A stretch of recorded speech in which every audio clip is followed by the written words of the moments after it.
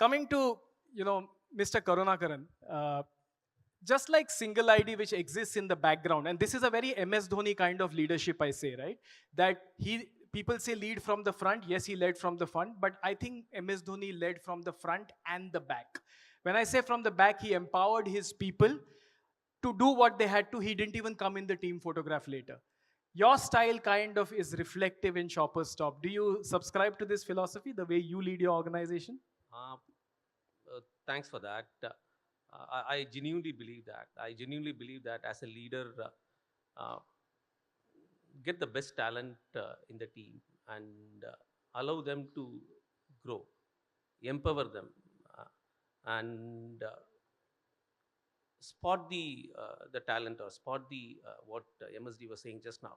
Spot the talent and then just allow them to grow. I think that makes a lot of difference. I mean, those guys do make mistakes. It's not that they don't make mistakes. Uh, Even if they make mistakes, allow them to see what they can learn from the mistakes. I think that's more important. Yeah, I completely agree. Man, I can't add anything more than what he said about the team leader. And more importantly, the last one, what he said, right? Walk the talk. I mean, set tough standards and walk the talk. I think that's extremely critical as a leader. I think that's very, very critical. Fantastic. Very interesting. I don't know if it's true or not. I read it somewhere.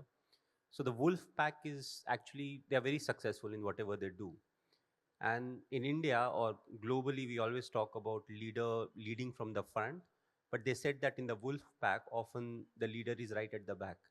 So the first and foremost are the guys who look the biggest, but they are actually the oldest.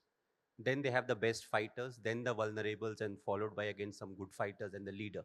So that if they are caught by surprise, it's the oldest who look the biggest, but then the best fighters are after that.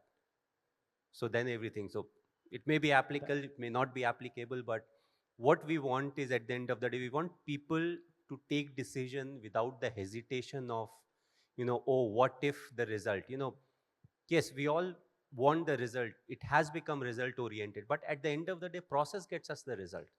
We need to be honest towards the process. And all of us, we commit mistake at some point of time. We say this is something that will work, but it does not work at times. So what is important again is to stand up and say, okay, this is what we decided, it hasn't worked. Let's go back to the drawing board and come up with a new plan.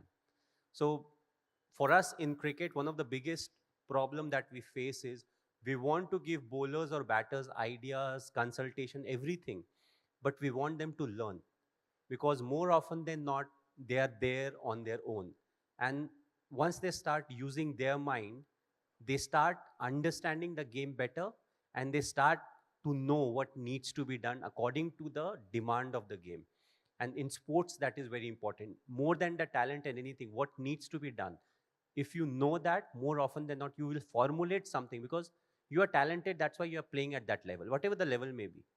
But you start using your mind, you actually become a better cricketer or a better sports person.